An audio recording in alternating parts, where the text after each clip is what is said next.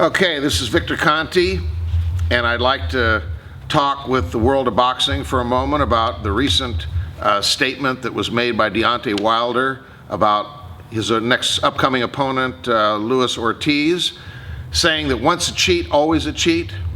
And I personally take offense to that because there was a time 14 years ago where I made that decision to go down the slippery slope and join the dark side. And it was a mistake, but shortly thereafter, since 2005 till now, for the last 12 years, I've been a very outspoken anti-doping advocate. I've worked with WADA, I've worked with USADA, I've worked with VADA in helping them to make their testing programs more effective. So I think it's important that these statements that Wilder made, once a cheat, always a cheat, need to be addressed, because that's not the case with me, and I don't believe that's the case with Luis Ortiz. What you got to understand is that 2 or 3 years ago, when Ortiz tested positive for nandrolone, this is a species of an anabolic steroid that represents 80% of all the anabolic steroid positives in history.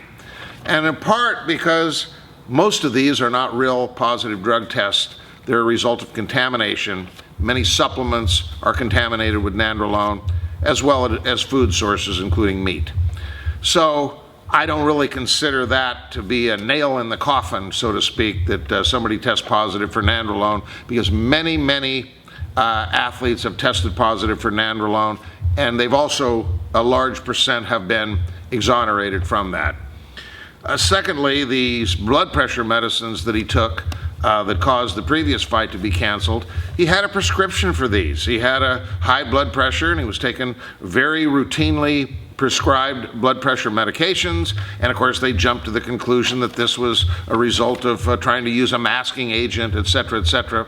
So that's just simply not the case, and the fact that the fight's back on, as fans deserve to finally see this fight. I think it'll be a great fight, but there was a fine because he didn't fill out the VADA form properly. But basically, what I'm here to tell you today is, since then, Luis Ortiz has been tested 7 times by the VADA as well as the New York State Commission. The fight's in New York, and as well as I've been assisting with the camp with Herman Sacido and helping them with their nutrition and training protocols. And I've in fact tested Luis Ortiz's blood 2 times, and there are other markers that you can tell from a regular blood profile that indicate liver enzymes being elevated, HDL cholesterol being reduced, hematocrit, or percentage of red blood cells being elevated.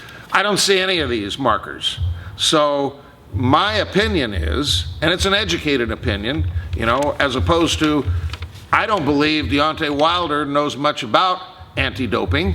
I'd say it reminds me of me trying to talk about skydiving, or I'd say he knows about as much about anti-doping as I do about skydiving, and I'm afraid of heights. So I don't think that this statement that he's making to the world of boxing, once a cheater, always a cheater, is coming from an informed individual. Let me also say that I'm aware that the Ortiz camp did in fact contact the Salt Lake City laboratory that found the positive results for the 2 blood pressure medications, and they inquired what it would cost to develop the methods and to do a hair test. And this is a chronic, long-term historical perspective of the use of anabolic steroids, and anybody that's willing to have their hair tested for steroids certainly is not somebody that's been using them, because it would likely pick it up. And this was blocked when it was presented to Margaret Goodman at VADA. She said they weren't set up to do this sort of a test, so they weren't going to do that test and didn't want to do it. But I can tell you from first-hand knowledge that they did attempt to do it. I personally talked to the guy that runs the lab at Salt Lake City, and the only reason it wasn't was because Margaret Goodman would not approve that test. Bottom line, my opinion is that Luis is a clean athlete.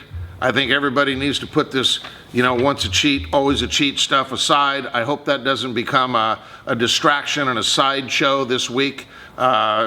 which is fight week. The fight's a week from tomorrow, and that everybody can focus upon a great fight that's getting ready to happen. And my prediction is that Luis Ortiz is going to do a great job, and I predict he'll be the new heavyweight champion of the world.